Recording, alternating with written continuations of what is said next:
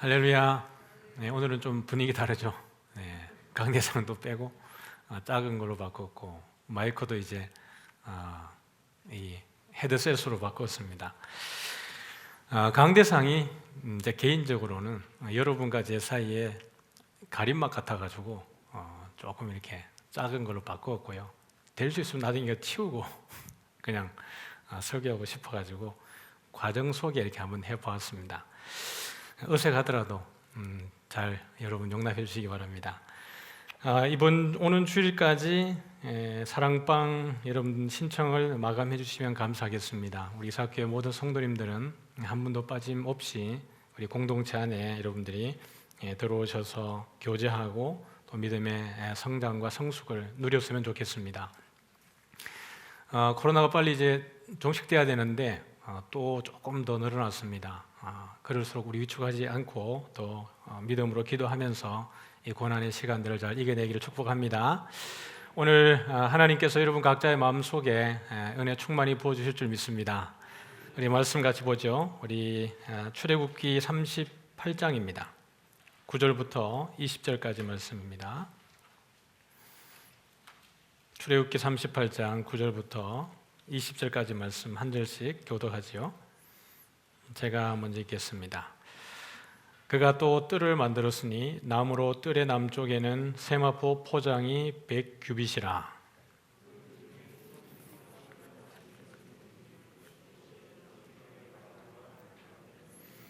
그 북쪽에도 100규빗이라 그 기둥이 수물이며 그 받침이 수물이니 노시요 기둥의 갈고리와 가름대는 은이며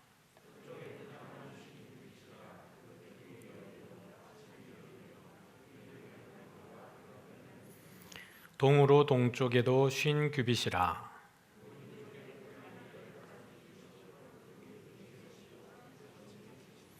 문 저쪽도 그와 같으니 뜰 문 이쪽 저쪽에 포장이 15규빗이기요 그 기둥이 세씩 받침이 세씩이라 기둥 받침은 노시요 기둥의 갈고리와 가름대는 은이요 기둥 머리 싸개는 은이며 뜰의 모든 기둥에 은 가름대를 꿰었으며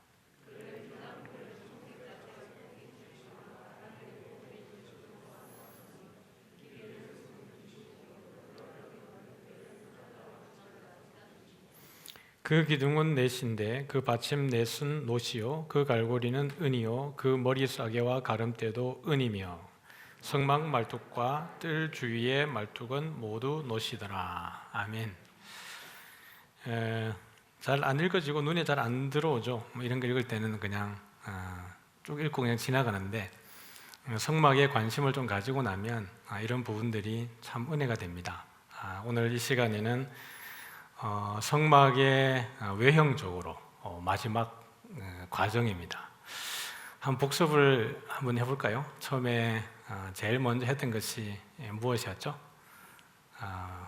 그 기둥을 세우고 덮개를 씌우는 거였습니다. 그러니까 성막이 지금 마무리되는 것이 안쪽부터 내부부터 외부로 와서 최종적으로 마지막에는 울타리를 치는 것으로 끝이 나는 거거든요. 그래서 40장에 가면 성막을 건축할 때의 이 과정을 그 창세기에서 나오는 천지창조의 순서와 그 구조와 패턴을 똑같이 형식을 짓고 있습니다. 그래서 성막의 완성과 창조의 그 어떤 패턴을 동일하게 엮어가면서 이것 또한 새로운 창조에 대한 예표적 그림으로 보여주고 있는 것입니다. 그것은 이제 다음에 기회가 되어지면 그 순서에 따라서 보겠고요. 덮개를 만들었고 제일 안쪽에 뭐가 있었죠? 성소와 지성소를 나누어서 지성소 안에 언약궤를 두었습니다. 언약궤 위에는 덮개를 두었는데 이 덮개를 다른 말로 뭐라 그러죠? 시은좌, 속죄소 이렇게 이야기합니다. 하나님의 영광이 임재하시는 곳, 그렇죠. 그것이 지성소에 있고 그 휘장을 지나가면 성소의 가장 안쪽에 그 언약궤 맞은편에 있는 것이 무엇이에요? 향단입니다. 기억 안 나도 됩니다. 그냥 성경에다 있는 거니까요. 향단이고 그 향단에서 향단을 중심으로 봤을 때 오른쪽 방향으로 보면 북쪽이 됩니다. 오른쪽에 있는 것이 진설병이고요. 떡상이 있고 그 위에 진설병이 있습니다. 그 맞은편에는 뭐죠? 왼쪽이고 방향으로 보면 남쪽입니다. 남쪽에는 등대가 있죠. 등대를 켜는데 항상 진설병 떡상을 향해서 그 등대를 켜도록 되어 있는 겁니다. 그래서 그 등대는 하나님의 영광, 하나님의 백성들을 향하신 사랑, 돌보심 이런 의미를 가지고 있죠. 그리고 난 이후에 뜰로 나오면 우리가 먼저 보았던 것이 번제단을 보았고요. 번제단을 지나서 지성소, 성소로 들어가는 그 사이에 놓여 있었던 것이 지난주에 본 물두멍입니다. 그래서 들어갈 때, 성소에 들어갈 때 제사장들은 반드시 씻고 이렇게 들어가도록 되어 있었죠. 그리고 오늘 마지막에 이제 울타리를 치는 것으로 끝이 나는데, 그림을 한번 보면, 그림을 한번 보여주십시오. 네. 이게 이제 위에서 본 성막의 모형이죠. 모형인데 절을 빼주십시오. 그냥 절을 빼주시고 길이가 쭉 보면 한 50m가 됩니다. 100규빗인데 오늘 읽었던 부분을 그냥 짧게 규격상 정리를 하는 겁니다. 길이가 50m 되고요. 폭이 한 25m가 됩니다. 절반 정도의 폭이 되어지는 거예요. 그리고 요 바깥 울타리의 높이는 한 2.5m. 2.5m 하면 우리 보통 사람의 키로는 내부를 볼 수 없는 정도의 높이입니다. 물론 멀리서 떨어지면 이제 저기서 일하는 걸 볼 수 있지만 그 근처에서는 안에를 볼 수 없는 만큼의 높이로 이렇게 세워 두었죠. 그리고 출입문입니다. 출입문은 동쪽에 있는데 문 좌우 쪽에 있는 기둥이라고 해야 되겠죠. 울타리막이 한 7.5m씩, 이쪽에 7.5, 이쪽에 7.5m 그렇게 하고 출입문의 넓이는 한 10m가 됩니다. 그러니까 전체적인 그림의 구조를 봤을 때 출입문이 상당히 좀 넓죠. 이것은 의미가 있습니다. 주께로 가는 길이 열려 있다는 이야기입니다. 문이 넓다는 이야기예요. 누구든지 예수를 그리스도로 영접하면 다 하나님의 백성으로 영접하신다라고 하는 상징적 의미가 있는 거예요. 그건 아무나 들어갈 수 있는 게 아니라 주의 부르심을 받고 예수를 그리스도로 고백하고 하나님을 믿는 이들만 이쪽으로 들어갈 수 있는 거예요. 길이 넓은 겁니다. 예수께서 나는 양의 문이다 이렇게 이야기를 하시는 겁니다. 이 문을 통하지 않고 들어갈 수 있는 길은 없는 거예요.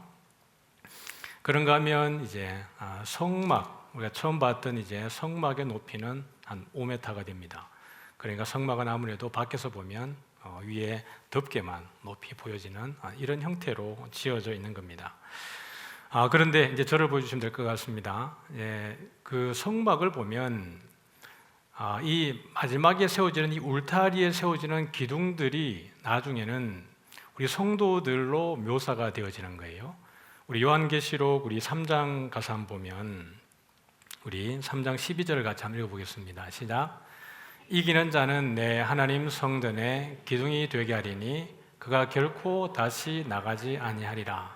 내가 하나님의 이름과 하나님의 성 곧 하늘에서 내 하나님께로부터 내려오는 새 예루살렘의 이름과 나의 새 이름을 그의 위에 기록하리라.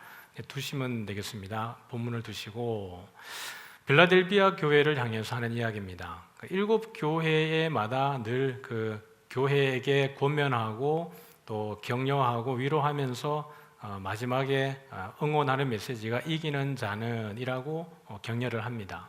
그래서 각 교회들마다 이기게 되면 어떻게 하나님이 상을 주겠다라는 것이 서술되어 있는 거예요.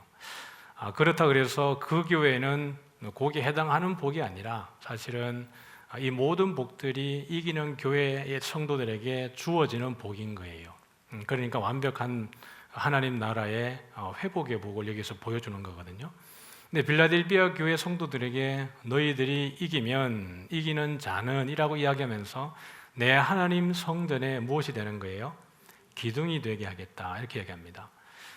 그래서 그가 결코 다시 나가지 아니하리라.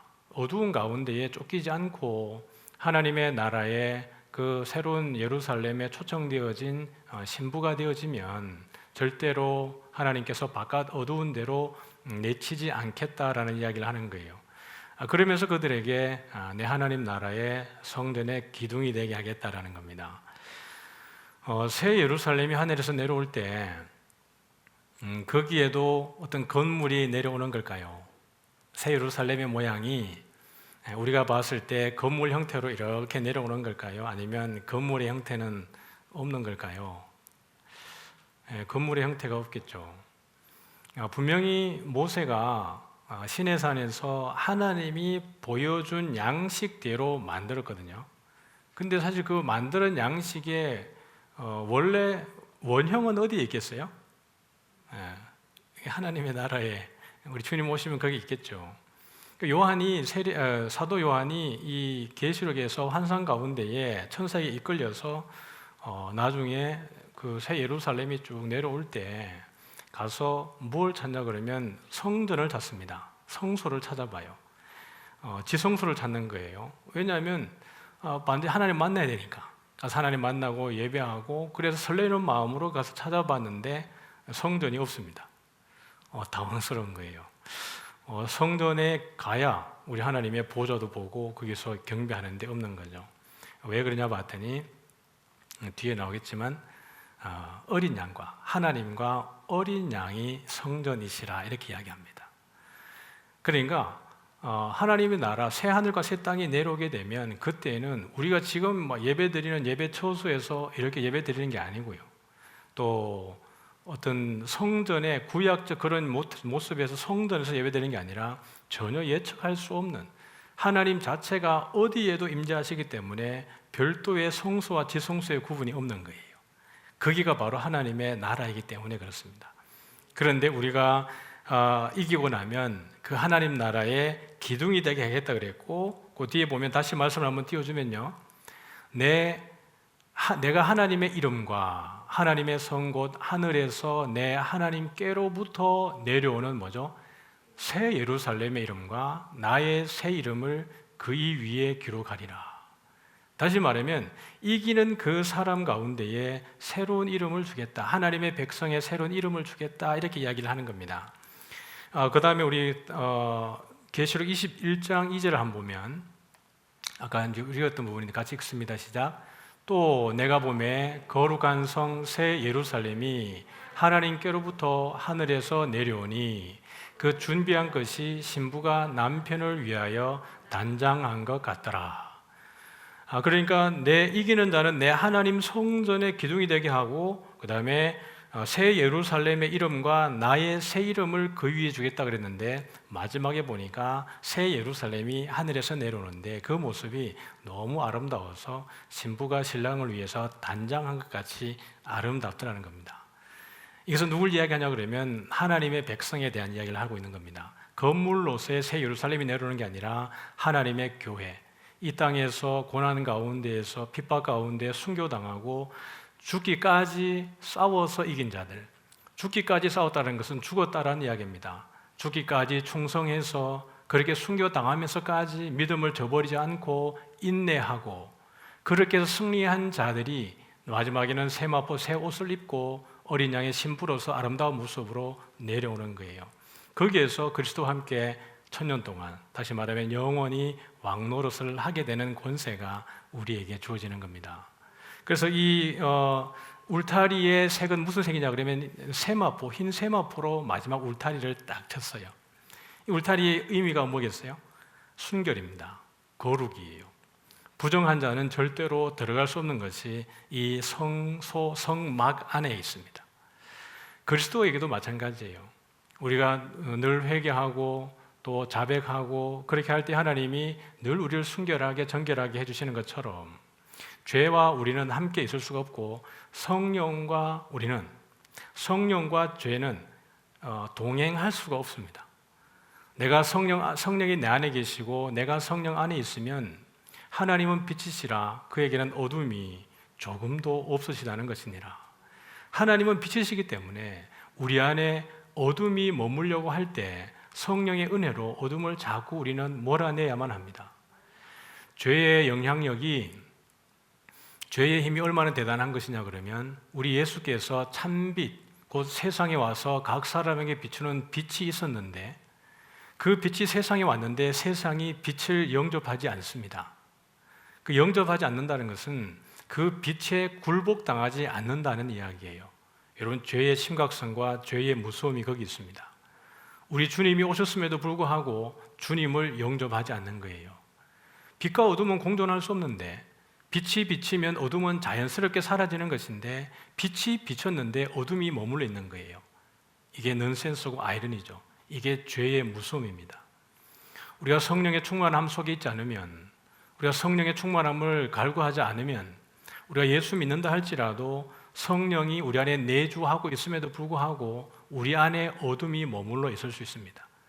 그래서 주야로, 유대인들이 주야로 율법을 묵상하는 이유는 맨날 이게 들고만 그 사람이 율법책만 읽고 있겠습니까? 그게 아니라 암송이에요. 암송의 능력이 그런 데 있는 거죠. 우리가 성경책을 굳이 보지 않아도 말씀 한 구절들을 우리가 암송하고 또 한 구절 암송하고 한 장들을 암송을 하게 될 때에 그 말씀을 지속적으로 계속해서 묵상하고 말씀과 함께 했을 때에 우리 안에 죄가 머무를 수 있는 여지가 사라지는 거예요. 근데 우리가 성과 속을 분리를 많이 하지 않습니까? 세상에서는 그냥 세상에 열심히 살아요. 그러다가 주와 조금만 이렇게 잠시만 기다려 주십시오. 내가 일하고 올게요. 이렇게 한단 말이에요. 그게 아니라 무슨 일을 할 때에도 주와 함께 있어야 합니다. 무슨 일을 할 때에도 말씀이 있어야 하고, 어떤 사업 관계 때문에 어떤 사람들을 만날 때에도 여전히 주는 내 안에 있어야 합니다. 그때 주님 잠시만 눈 좀 감아주시고 내 지금 일해야 되니까 빠졌다가 일 마치면 주님 뵙겠습니다가 아니라 그럴 때에도 주님이 우리와 함께 있음을 인식하셔야 합니다. 말씀만 있어야 하고, 그렇게 될 때 우리 안에 어둠이 머무를 수가 없는 거예요. 빈틈을 주면, 여지를 주면 죄는 어김없이 우리를 공략합니다. 예수님이 십자가에 달릴 때에도 그 사탄의 권세가, 그 소리들이 어떻게 이야기합니까? 십자가에서 내려오라는 거예요.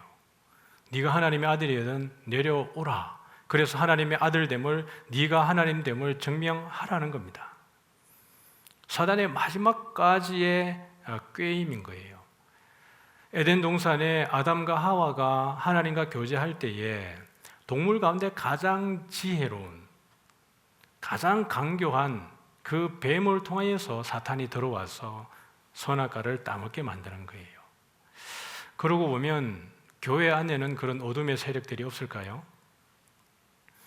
우리가 기도하지 않으면, 우리가 늘 말씀 안에 매이지 않으면 우리도 그런 역할로 쓰임 받을 수도 있다는 것을 여러분들이 간과하면 안 됩니다. 나도 내가 주 안에 정말 신실하게 내가 그렇게 순종하지 않으면, 그리스도의 제자가, 신자가, 성도가 되지 않으면 나도 가룟유다처럼 그렇게 될 수 있겠다라는 것에 대한 경각심을 늘 가지고 있어야 합니다.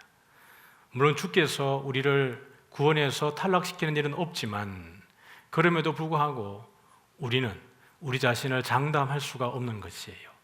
그래서 더욱더 매 순간순간마다 주를 의지하고 붙들고 그렇게 고난의 길을 걸어갈 때에 우리는 무엇을 맛보게 되냐 그러면, 그 험한 길을 걸어가고 고난의 그 길을 걸어가고 궁핍과 가난과 어려움 가운데 있음에도 불구하고 전혀 위축되지 않는 자신을 보게 되어지는 겁니다. 우리가 믿음이 있다는 것은 놀라운 특권이에요. 이건 세상 사람들이 가질 수 없는 공식을 우리는 가지고 있는 겁니다. 그래서 여전히 우리는 이 어려운 과정 속에 늘 성도들을 위로하기를 원합니다. 교육자들이 성도들을 위로하기를 원하고, 성도가 성도들을 위로하고 격려하기를 원합니다.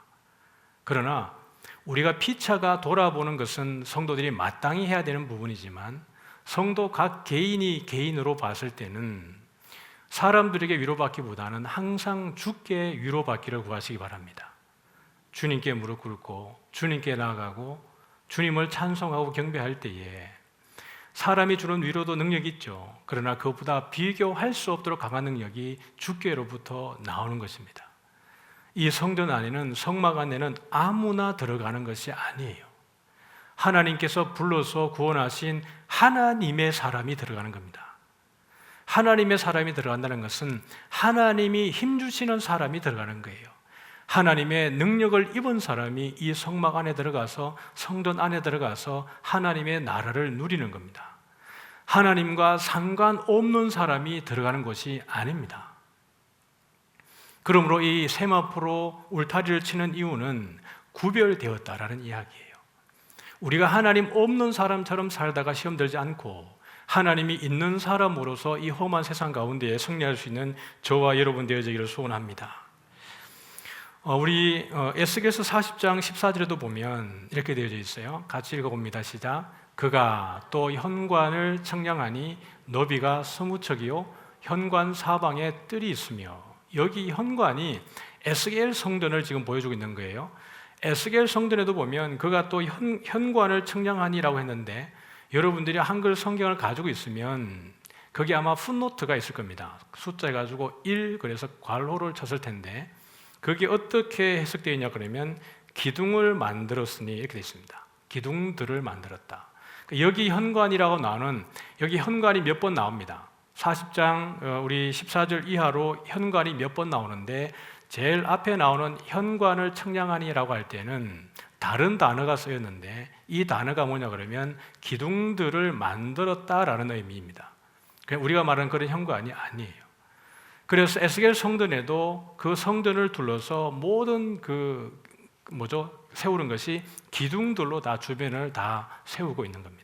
이것이 마지막에 새 예루살렘이 내려오는 것에 대한 예표적 그림이에요.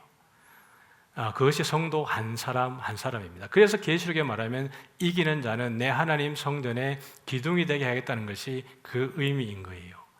그냥 보호하기 위해서, 경계 짓기 위해서만 말뚝을 박고 기둥을 세운 것이 아니라 그 기둥 하나하나가 우리 한 사람인 줄 믿으시길 바랍니다.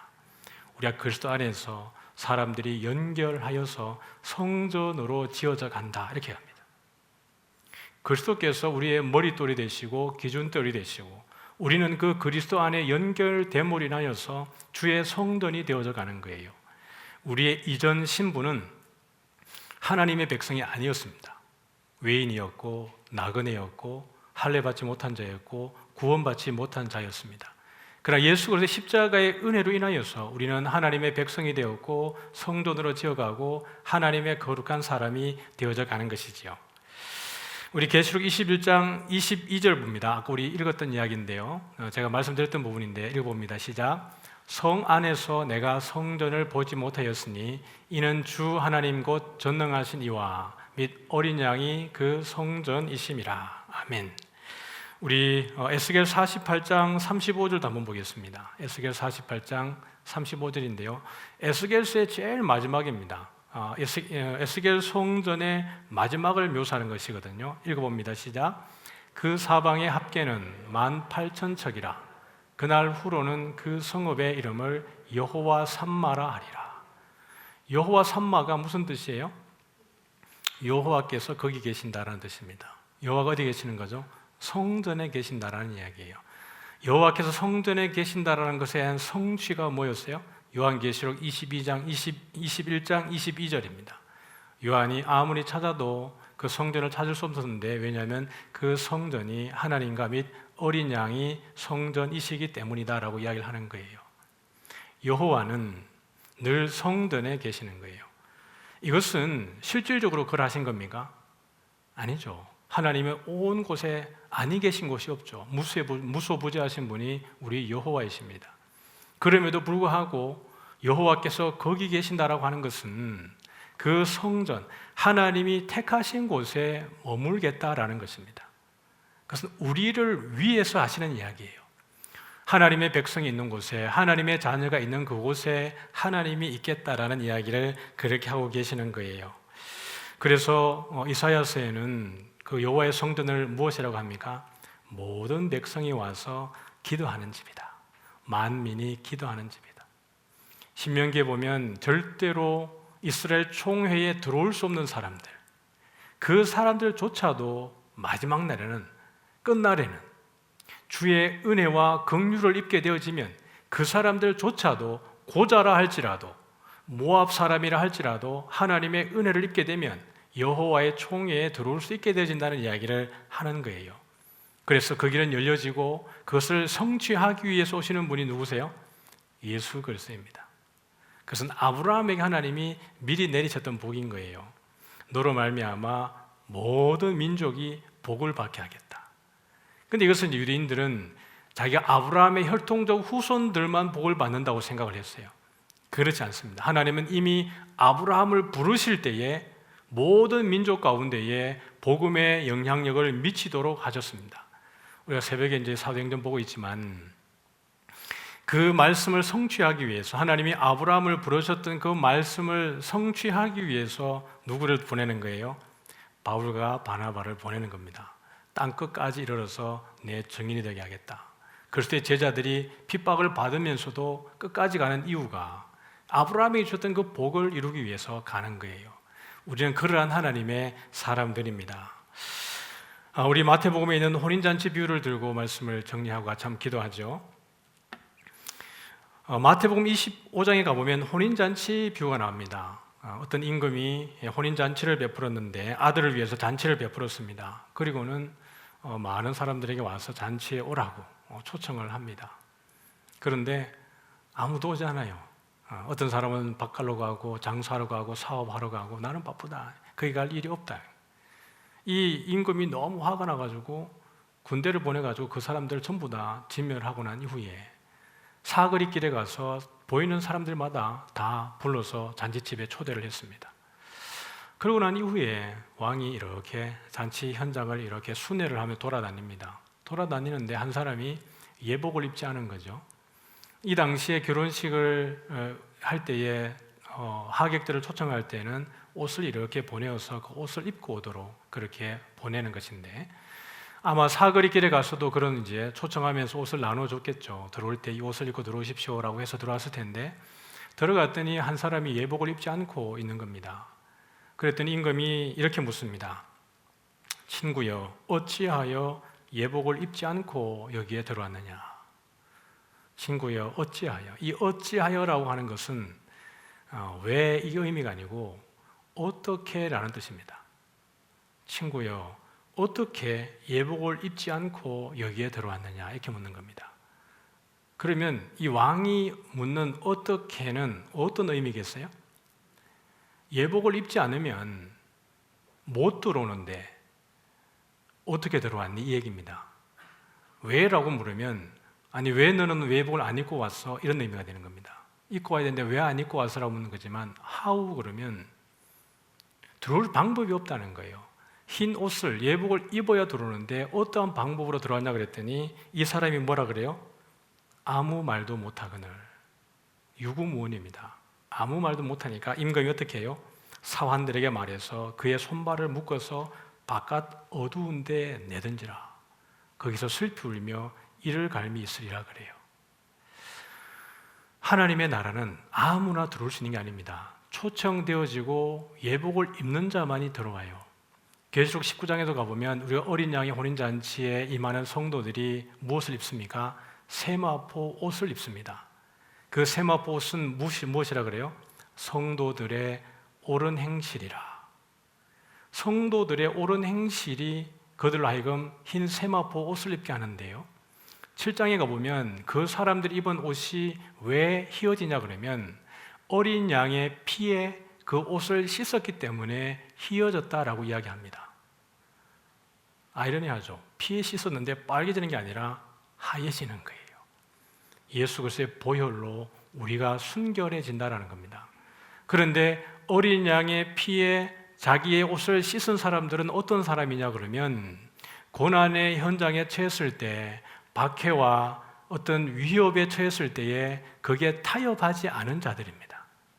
살기 위해서 그리스도인인데 그리스도인이 아닌 것처럼 타협하는 자들이 아니고 그들이 환난 가운데 죽음을 당한다 할지라도 죽기까지 충성한 자들입니다. 그래서 계시록에 제일 처음에 시작할 때 예수님을 소개할 때 누굽니까? 죽었다가 살아나신 이로 예수님을 소개합니다. 충성된 증인이요 죽었다가 살아나신 이인 예수라고 소개합니다. 그러니까 성도들의 먼저 앞에 걸어가신 분이 누구세요? 우리 주님이에요.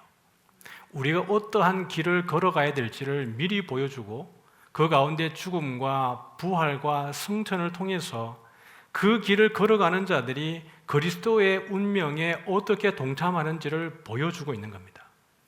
그래서 계시록을 사는 그 사람들은 다 순교자들이에요. 순교자적 사명을 가지고 살아갑니다. 그 2장과 3장에 계시록 2장과 3장에 가면 7 교회가 나오는데요. 그 교회 가운데 이야기를 쭉 하는데 한 번도 언급되지 않지만 그 저변에 깔려 있는 사상이 뭐냐 그러면 타협하지 말라는 겁니다. 로마와 타협하지 말고, 신들과 타협하지 말고, 거짓 교사들에게 타협하지 말고, 사탄의 권좌에 거기에 타협하지 말고 죽기까지 충성하라.